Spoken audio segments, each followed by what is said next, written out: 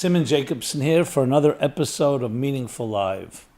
Opening your heart and soul, a guide to the holiest day. Why is Yom Kippur so special? This program is dedicated in honor of Simone Grassenbacher.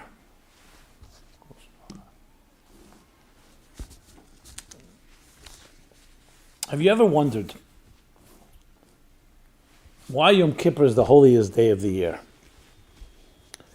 Very good question. Is it just a random thing? Obviously not. The answer in one word is because of hope. It is the birth of hope, the birth of forgiveness.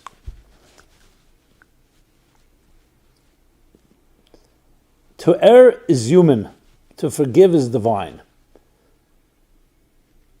We're all human beings. We have our flaws, we have our weaknesses.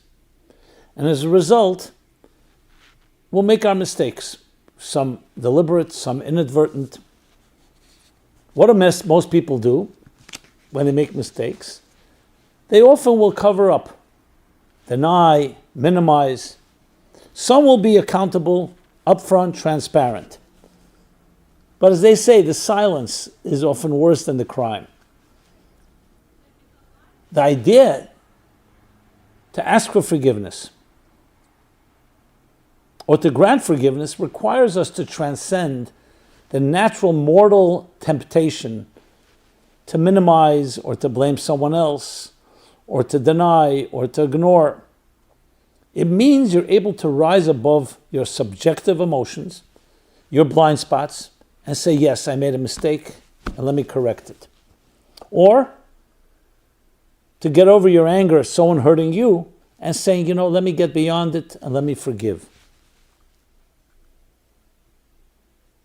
It's the ultimate dignity of a human being. Now, of course, there are exceptions. There are situations where you cannot easily forgive, especially when the person that hurts you continues to hurt you. Or forgiving will only make things worse. But the concept in general of holding on to past grievances is what limits us from really growing.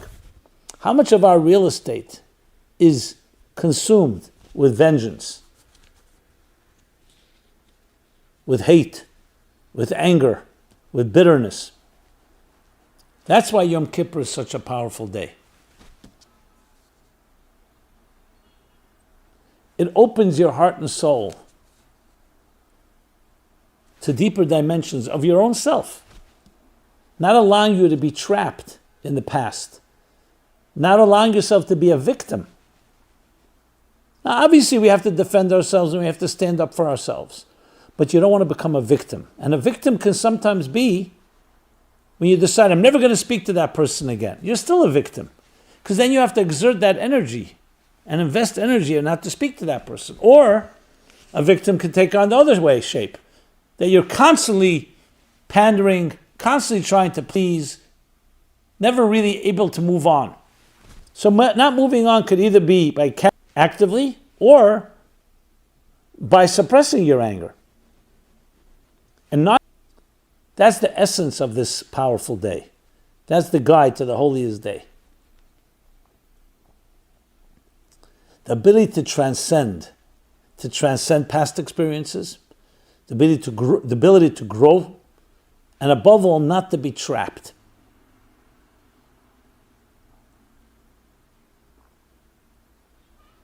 Not a simple matter, because when things happen to us, we carry it. And it affects us. We become defined by these events. But Yom Kippur teaches us you're not defined by events. They happen to you. These circumstances have happened, but they don't define you. What defines you is your pure soul, your pure heart. These things have happened to you, but you precede these events. And just as you precede them, you continue to live after them. Yes, they can help you grow. They can help shape and define many different things, but you don't want them to control you. You want to control them in your own navigating, the navigation of your own life. It's a critical lesson because in all therapy and healing, one of the most important things is to reclaim control over your life. Not to constantly be responding to others' expectations, demands, gaslighting, narcissism, abuse, aggressive, but to control your destiny. That when you wake up in the morning, I decide what I'm going to do. I'm not responding to someone else's issues. Obviously, when you choose to respond and you want to be engaged, that's your choice. Love leads to commitment and different elements of commitment and devotion. But not because you have to, but because you want to. So Yom Kippur is really a day of freedom. And it's actually universal. It's true. It's a Hebrew day in the Hebrew calendar. But it's really a universal message to all people. That you have a divine element to you that's not defined by the mortal limitations and boundaries and confined parameters of existence. That you can reach heaven and beyond. That you could do things that are more than just what's expected, what's routine, what fits into the patterns of our structures. That you can rise above the universe in which these problems have been created. Who is it that said? Einstein, I believe. You can't solve a problem from within the system where the problem was created, because that is just part of that same system. Yom Kippur is the ability to go beyond the system, beyond your own system, and bring that back into your life. Fresh, new, white, like freshly fallen snow. Untainted, untarnished. That's who you are, the real you, the pure child within you. With some of the hard-earned life experiences, but those experiences have not redefined you. They've helped you grow, they helped you learn things, the tremendous experience.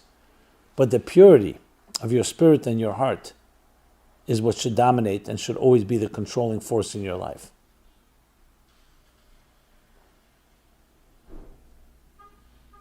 And that's why Yom Kippur is a day of white.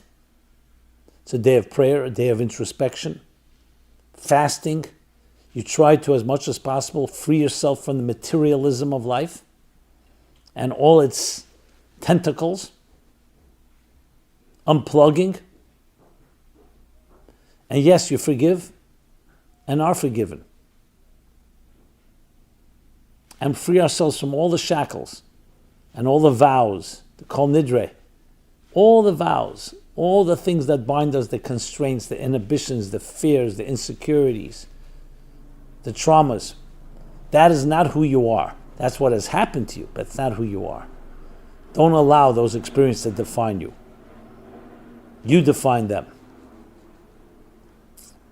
May you be blessed with a truly freeing year where you can free yourself of these tentacles and really discover that pure, beautiful you that you truly are. And you deserve that. You deserve it. The real you. The pure you. And we become stronger in the broken places, because when we endure difficulties, they forge us and shape us into something far greater than we could ever have imagined. Be blessed. It should be a blessed year, Shana Tova, to each of you. It's an honor to continue this journey together. Love to hear your thoughts, your feedback, your comments. If you found this meaningful, please share with others. And please subscribe to our offerings, to our YouTube channel.